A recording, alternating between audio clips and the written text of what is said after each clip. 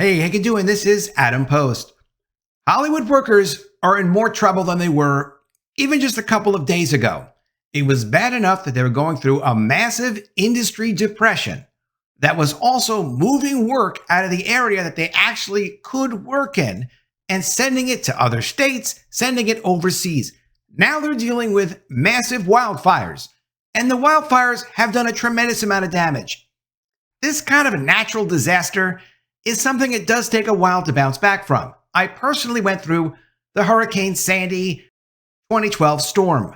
It was bad. I wasn't in the storm. I left town because I took myself and my son out of the state when I saw that the governor was in the county that I lived in, and he was making announcements about being prepared for a storm.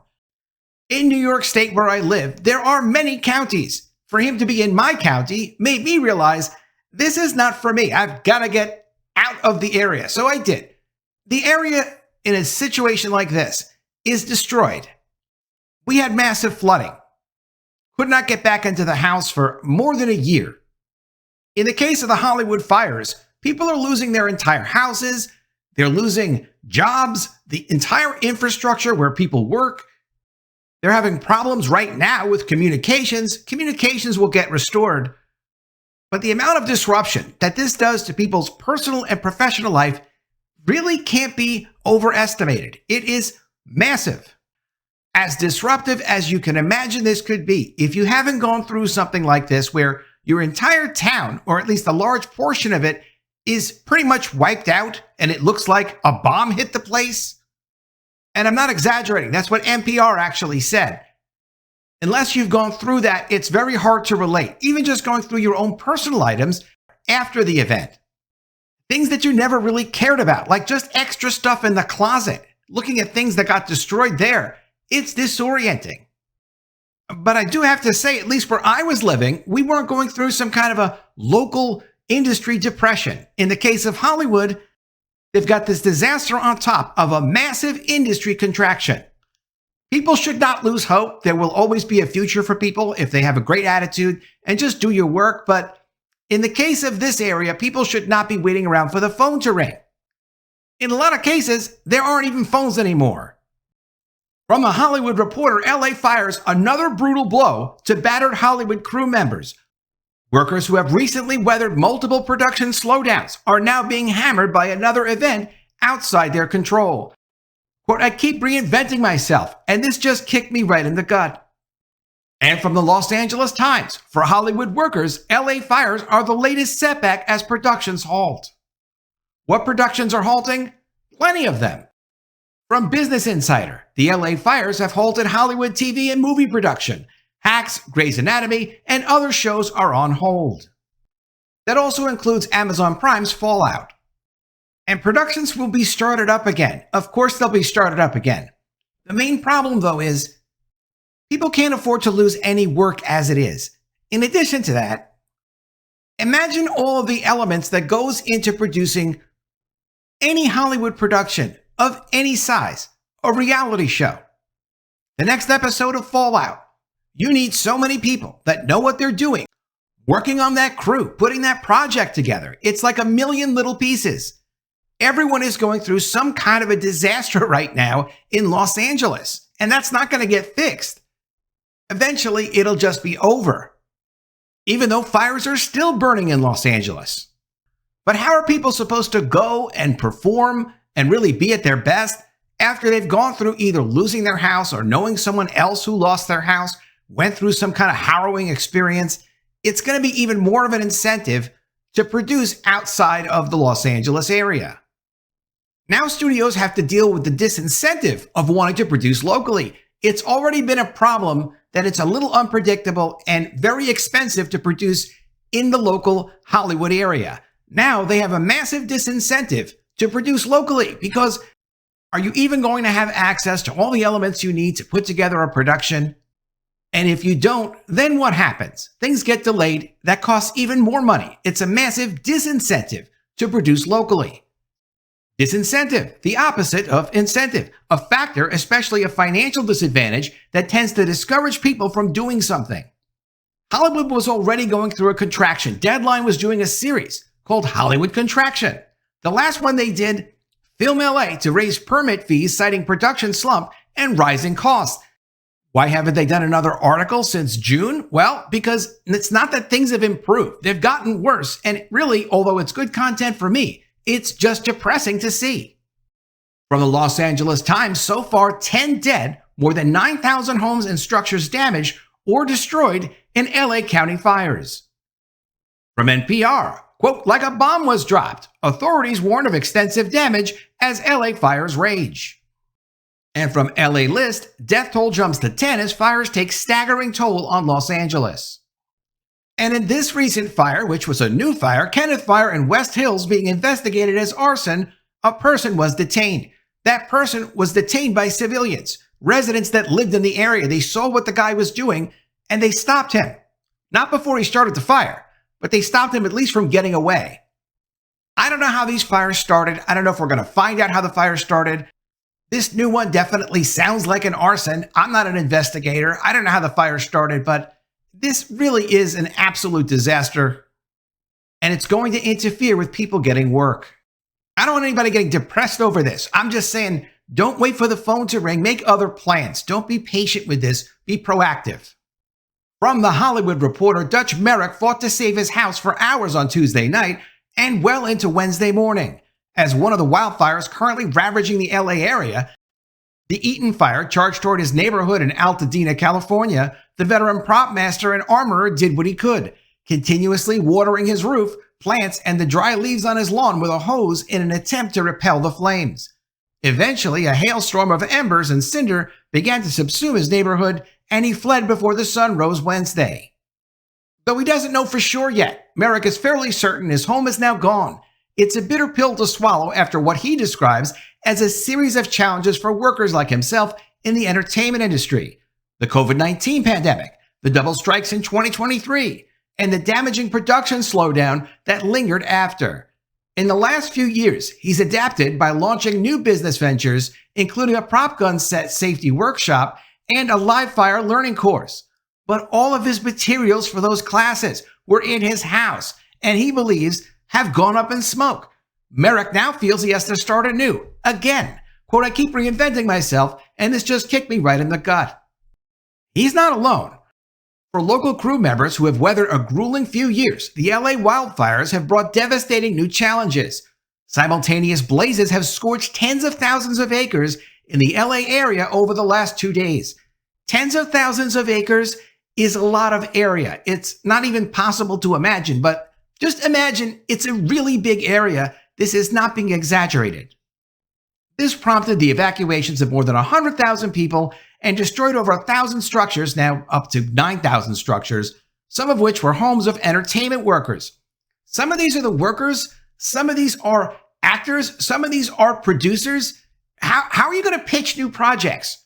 Who's going to sit down and seriously be able to concentrate and take time to look at new ideas for stories, new ideas for TV shows, new ideas for movies?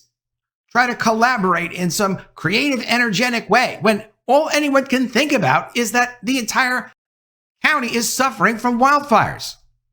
And even if your house hasn't burned down, it's likely your producer's house burned down, or your friend's house burned down, or the person you were hoping to get a job from or give a job to's house burned down. It's a serious problem.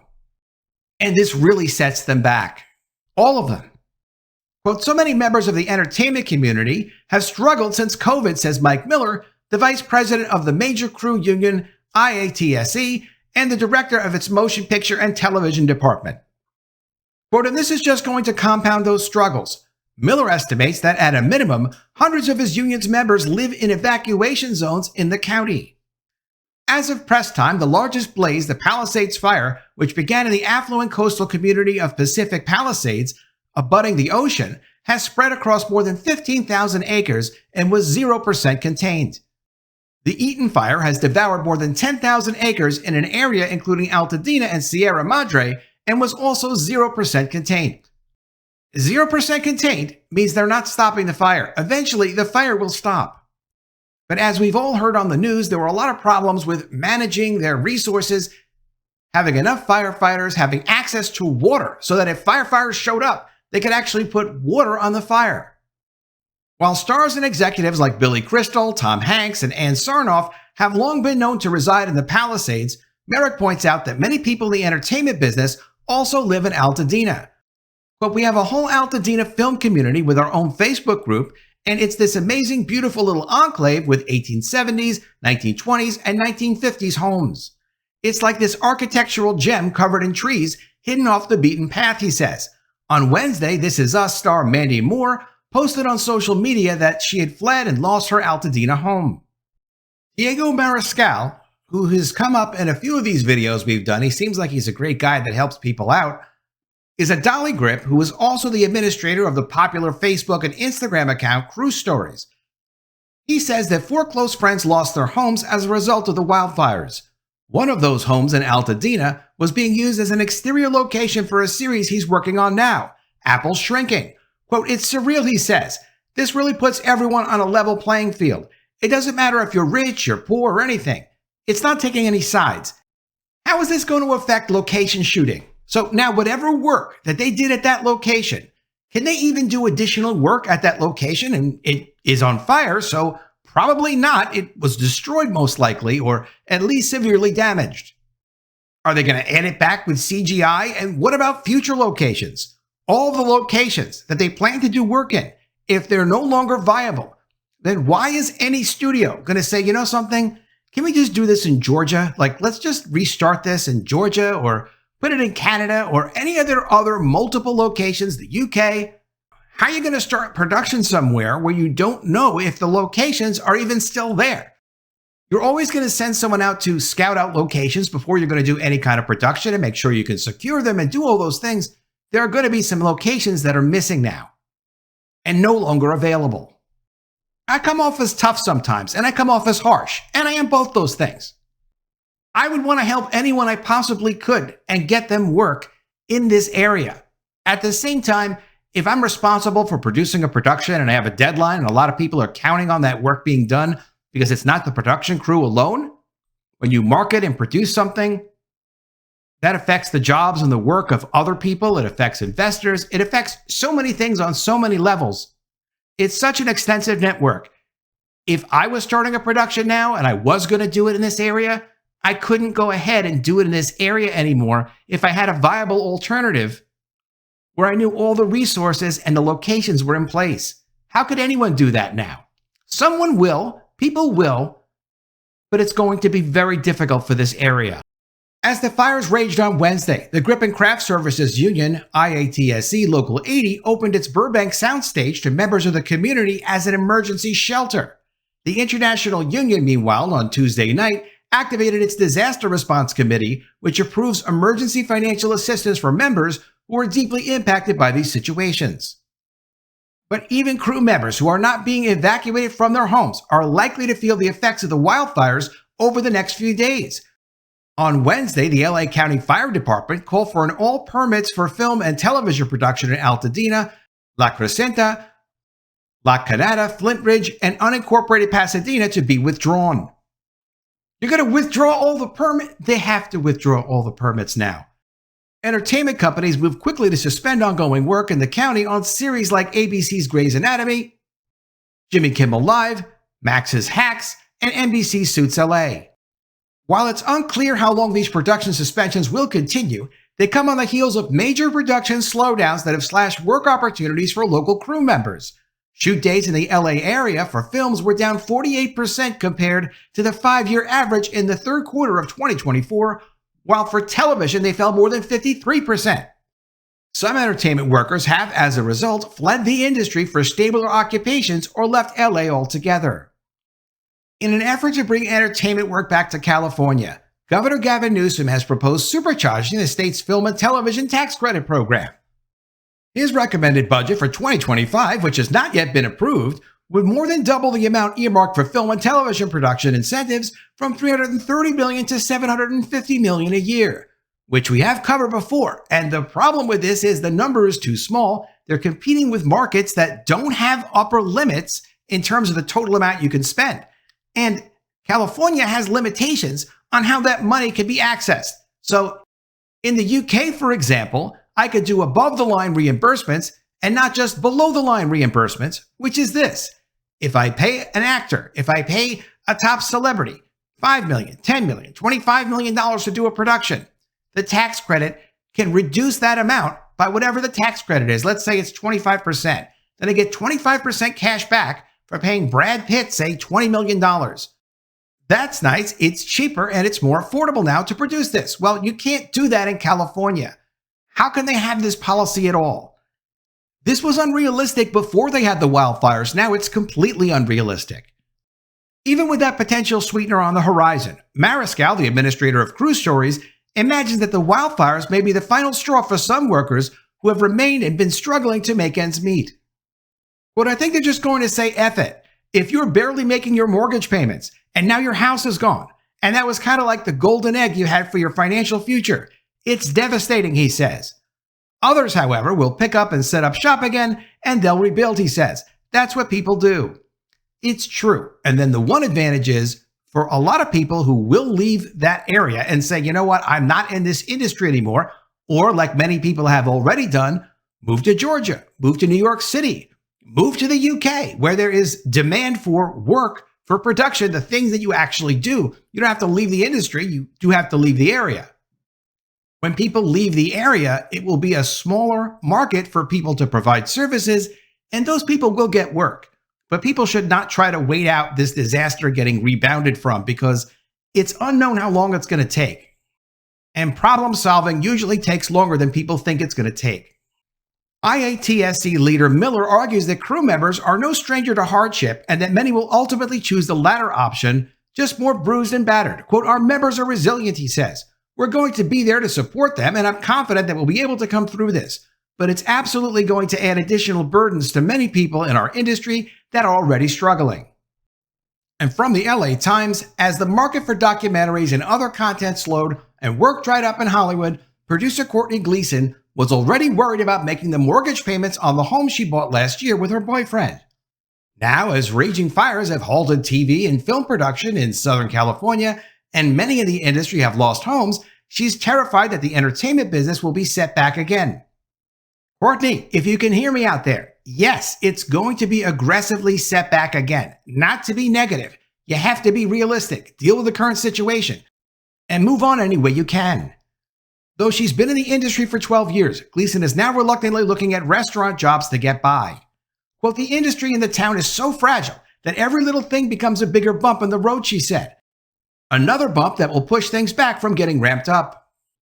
The destruction of the fires only compounds the difficult lot for many of Hollywood's workers. Still reeling from the pandemic, they face financial hardship during the dual Hollywood labor strikes in 2023, then were hit with a sustained slowdown in film and TV production that's driven many to rethink their careers in the industry. Quote, a lot of the below-the-line workers were already under an incredible amount of pressure, according to Kevin Clouden, executive director of the Milken Finance Institute. For Hollywood workers, it becomes one more blow. The sheer scope of the region's multiple fires means that nearly every echelon of Hollywood has been hard hit. Many affected homes were not insured, as some of the biggest insurers have stopped writing or renewing policies in high-risk coastal and wildfire areas. The complications with fire insurance, combined with the region's problems in housing affordability and supply, will only be exacerbated by these fires, according to Clouden, leading some to reconsider whether they can stay in California. Quote, it adds up, he said. How many more people decide they can't afford to stay? Hollywood workers have been holding out hope that 2025 would be a better year for work, perhaps closer to the levels that they saw before the pandemic. But with yet another disaster, quote, it feels like just another weight has been placed, says Jacques Gravet, a film editor who has primarily worked in television. Gravet was out of work for 13 months between the pandemic and the strikes, and said he's concerned about how already struggling workers will be able to absorb the financial blow from the fires. Quote, at least when you're working and something happens, you have resources to get you by, and a lot of people don't have the resources now, said Gravet, who is co-chair of the Motion Pictures Editors Guild African American Steering Committee. Quote, now we're faced with another tragedy for those who've been displaced. What do you do? Production slowdowns, now wildfires. What's next for the workers of Hollywood? Let me know what you think of all this in the comments below. Always love to see your ideas. Please be sure you are subscribed to the channel. Click the bell for notifications, give me a thumbs up, and I'll see you again soon with another story. And if I don't see you, I will miss you.